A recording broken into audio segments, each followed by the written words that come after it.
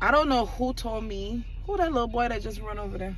Somebody just ran over. Oh, okay. I don't know who told me that we could move to Alaska and we would be okay. A Caribbean lady and an African man. Let me tell you what happened. Okay. The plumbing or the way that the houses are built here in Alaska is definitely different. My brother had told me that when I was moving because he was living in the city over, which is Anchorage. Um, and he explained it to me. I just didn't understand it. Like he was saying, oh, well, you know, sometimes the houses are built in a way that the snow can fall off the roof or stay on the roof, you know, because there's so much snow. I'm like, okay, what I got to do with me? Not what it got to do with me, but now I see what it got to do with me. So apparently, the way that the houses are built here, and I'm going to try to break this down as simple as possible. Anybody who's from Alaska or been in a place that the temperature goes like -50s, like in a good chunk of the year, you can even explain a little bit more in the comments. I will greatly appreciate it because I'm still trying to understand how to explain it and how to understand it. So all the houses, from plumbing, from cooling, from heating, how the roofs are built, the windows, doors, everything, even the insulation of any building is done in a way that it has to survive negative temperatures for a long period of time. Now we know Alaska is, I say it's always cold, but technically speaking, from late October up until we're in March, and we're still getting, this year we're still getting cold temperatures.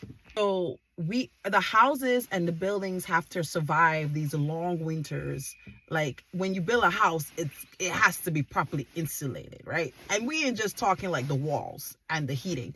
We talking about the pipes that run through the house.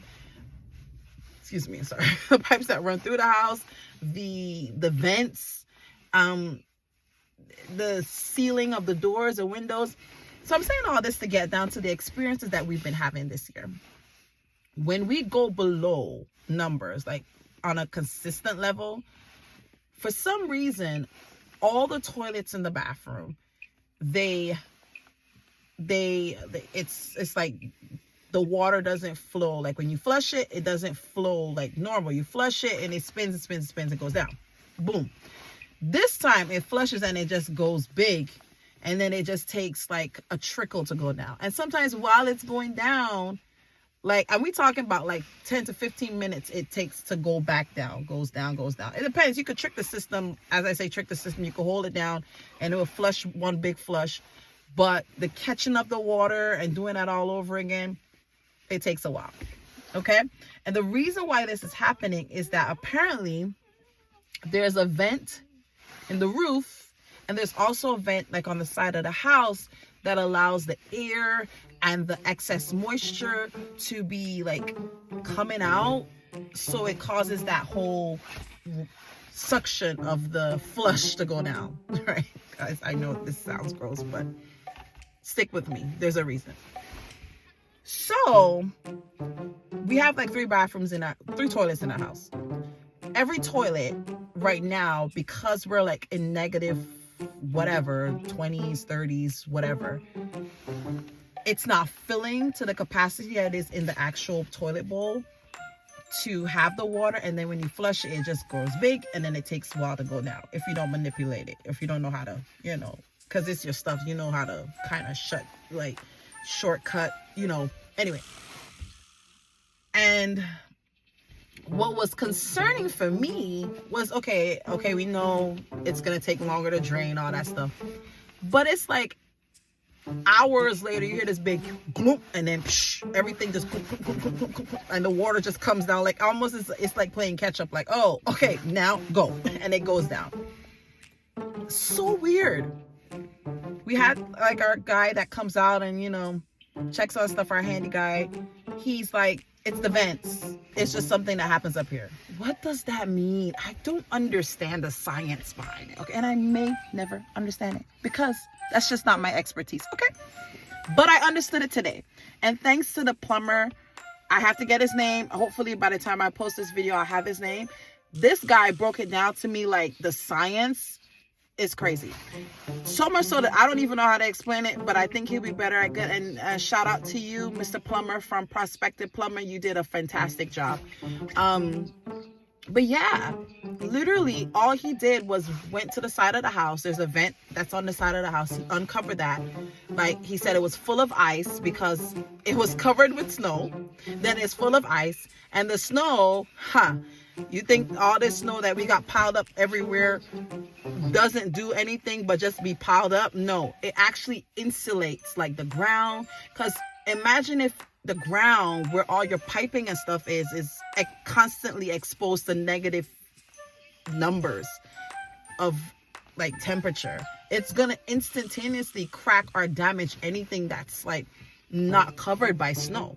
So it's a good thing we do have the snow. Even though it's like a lot of snow, it still gives you an extra layer of insulation. That's a natural source of insulation that is not man-made, you know. Anyway, he says I knocked it around. I took some of the ice out. You know, I'm gonna leave it uncovered. And he's like, okay, let's see what happens. He went to the bathroom. There's 2 bathrooms downstairs. He went to the bathroom downstairs. Flush toilet. Works like normal. Works like any other toilet would normally work. Usually that toilet does like a 1 suction, like it swirls and then takes everything down, then it swirls again and then takes everything down, and it builds back up to the level, and we're good. And that's what it did. So apparently there's another vent on the roof, somewhere on the roof. It's not advisable for anybody to go on a roof during the winter because you just never know. You might hit an ice patch and just it's over. And our roof is not metal, so you might have some traction, but especially metal roofs. So whoever thinks it's a good idea to go on a metal roof when there's like snow and ice and all that stuff, don't do it. No better. So, yeah. And he could have gone on the roof. That would have been a lot more money. But we also have someone that has done it before for this winter, so they may be more familiar and they know how to not go on there without, you know, anything dangerously happening to them.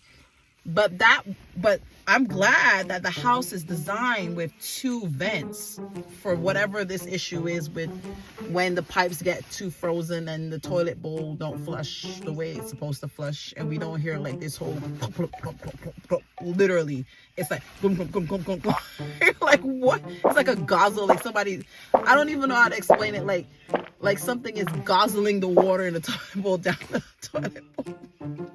It's crazy, guys. I don't know. But when somebody tells you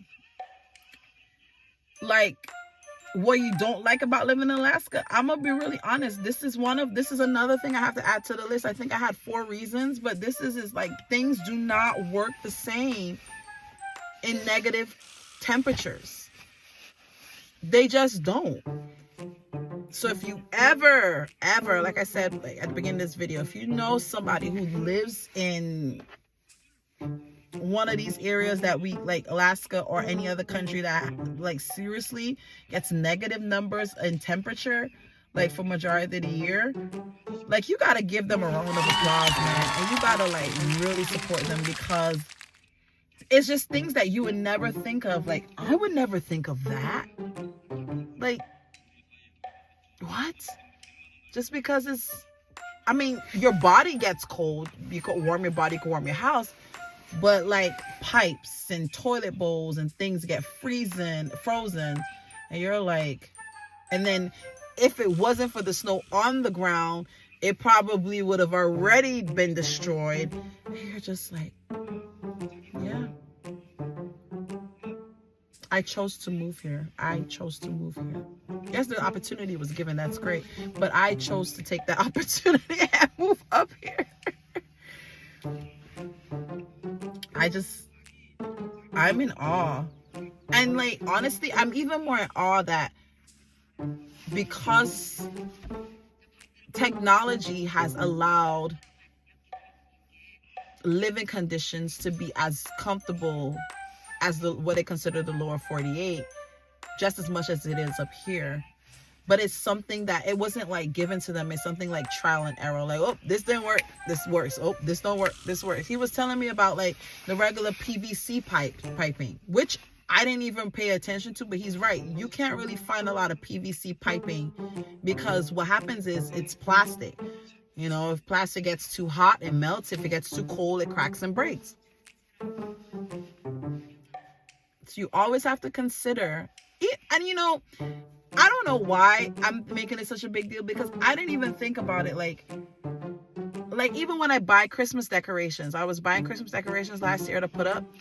I definitely like, I don't think anybody knows this, but like the battery operated lights do not work if it's negative like 40s and 50s.